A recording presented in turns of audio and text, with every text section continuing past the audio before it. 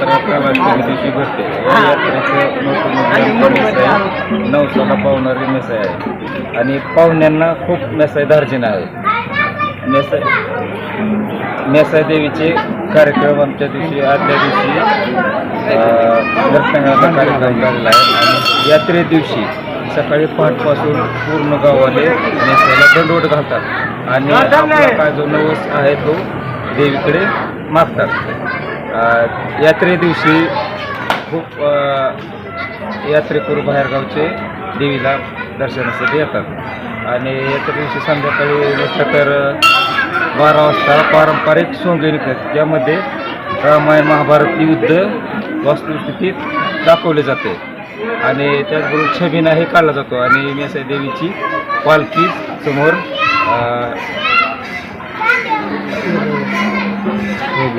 शोभेची दारू, ढोल पथक वगैरे कार्यक्रम होतात आणि सोंगाचाही कार्यक्रम छान पद्धतीने आमच्या गावाला होतो.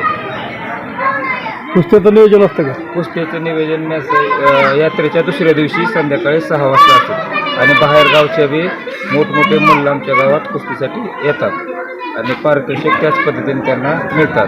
क्रमांक चांगल्या प्रमाणे काढल्या जातात.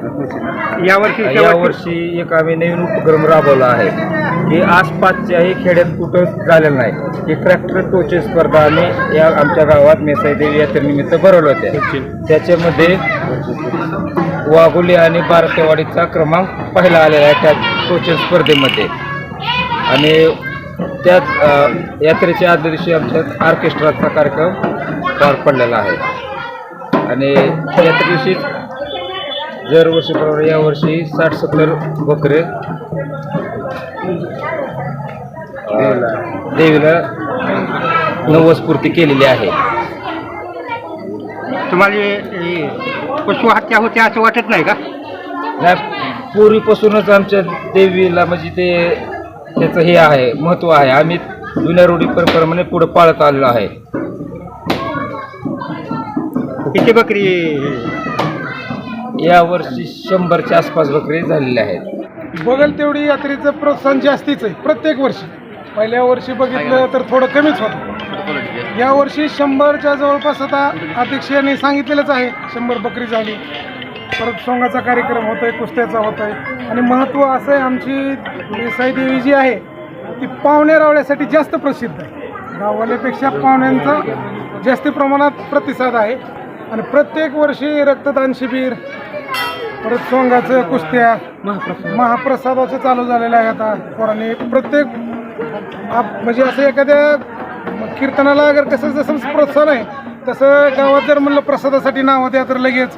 आणि तरुण पिढीनं एवढं उत्सुकता घेतलेली आहे, सगळ्यात सहभाग, कुठल्याही बाबतीत कुठलीही तक्रार न होता प्रत्येक कार्याला स्वतःहून पुढं येणे आणि मदत तर प्रत्येक वेळेस जास्तीत जास्त प्रमाणात.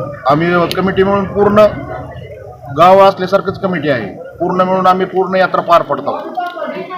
पहिले म्हणजे यात्रा आमची फक्त 2 दिवसाची होती. जशी नवी पिढी पुढे येईल तशी आम्ही दिवसांदिवस एक दिवस वाढत चाललो. प्रत्येक दिवशी काही ना काही कार्यक्रम आणि आमचं ग्रामदेवत असल्यामुळं लोकांचा भरपूर उत्साह आहे. आणि आज संध्याकाळी 12 नंतर सोंग निघतात. सोंग असे असतात की आपल्या पंचकृषीत कुठेही सोंग नसतात आणि ग्रामदेवत आमचं जागृत असल्यामुळं जास्त पाहुणे जास्त येतात. प्रत्येकाचे नवस असतात, अष्टमीला पूर्ण करतात. निमित्त काय काय कार्यक्रम केले? यात्रेनिमित्त जेवण, ट्रॅक्टरचे स्पर्धा, पुन्हा कुस्त्याचा फळ, ऑर्केस्ट्रा, पारंपरिक सोंगे असतात. म्हणजे बहारोडाचा कार्यक्रम, आराधी मंडळ, पूर्ण जात घेऊन आम्ही यात्रा कंप्लीट करतो. मतभेद कुठला नाही. यावर्षी मल्लासाठी किती शेवटची निकाली कुस्तीचे बक्षीस ठेवले? 6,000 रुपये.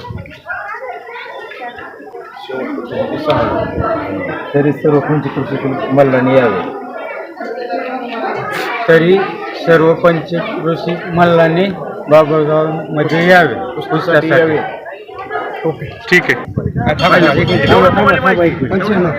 तुमचं नाव काय? काय देवीचं माहिती काय कथा आहे नेमकं? देवीचं काय देवी फार ती कोणाला पावत वाढती जत्रा भरती जत्रा भरती जत्रा आम्ही करतो.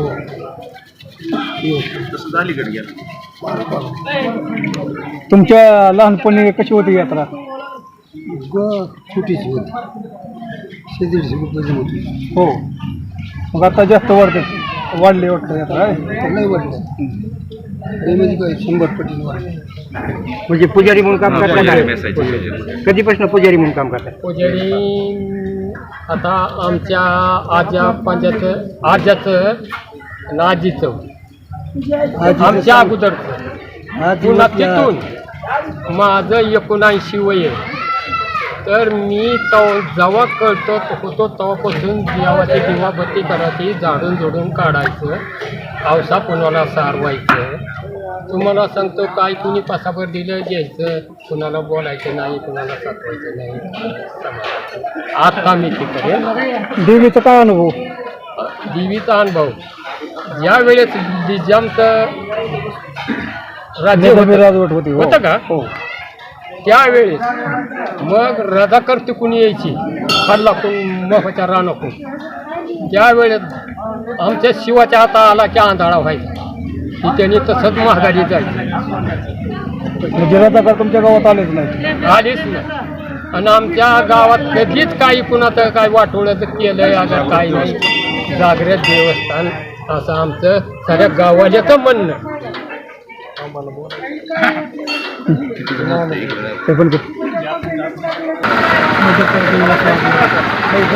तुमच्या गावामध्ये यात्रेच्या दिवशी खास करून तुमचे सोंगाविषयी काय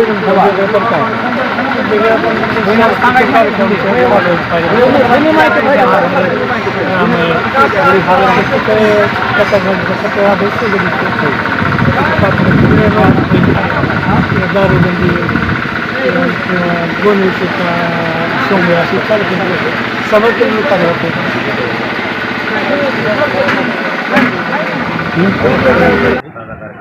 तर तुम्हाला देवीचं महात्म्य सांगायचं म्हणजे देवीचं महात्म्य फार मोठं आहे.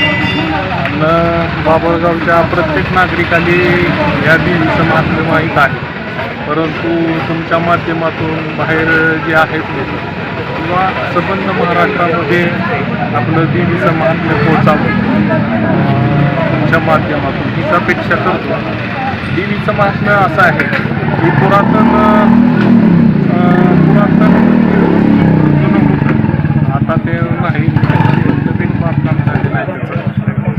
तर पुराणात अशी आख्यायिका आहे की मेसाई देवी ही जी आख्यायिका काय आहे नेमकी, तर परशुराम जे आहेत तर त्या परशुरामाच्या 7 बहिणीपैकी ही एक मेसाई सगळ्यात लहान बहीण आहे अशी पुरातनामध्ये पुती पुराणामध्ये अशी नोंद आहे. तर तिचं ठाण प्रत्येक गावोगावी आहेत, परंतु प्रमुख हे ठाण हे बाभळगावचंच आहे.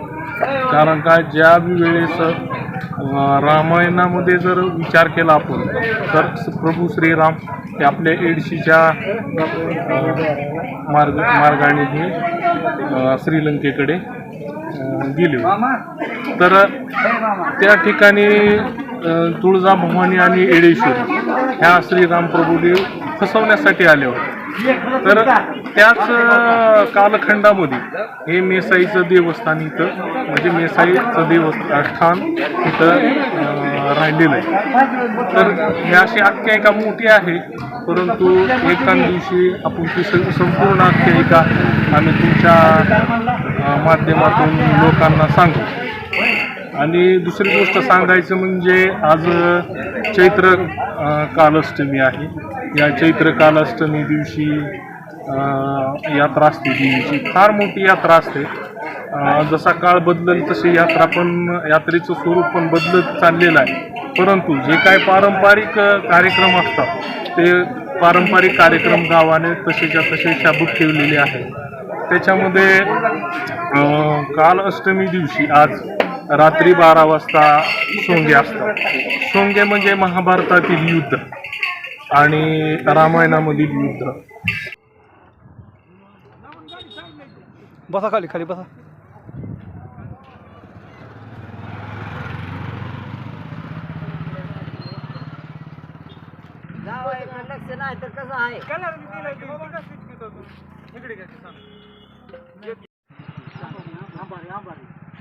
अंबारी म्हणजे हातीवर असते की अंबारी का काय आज आज काय तुमच्या इथं कशाने मी काय तुझं यात्रा असते का इथं प्रतिवर्षी वरती प्रतिवर्षी हीच पराक्रम चालतो म्हणजे अंबारी हाती सोंग वगैरे.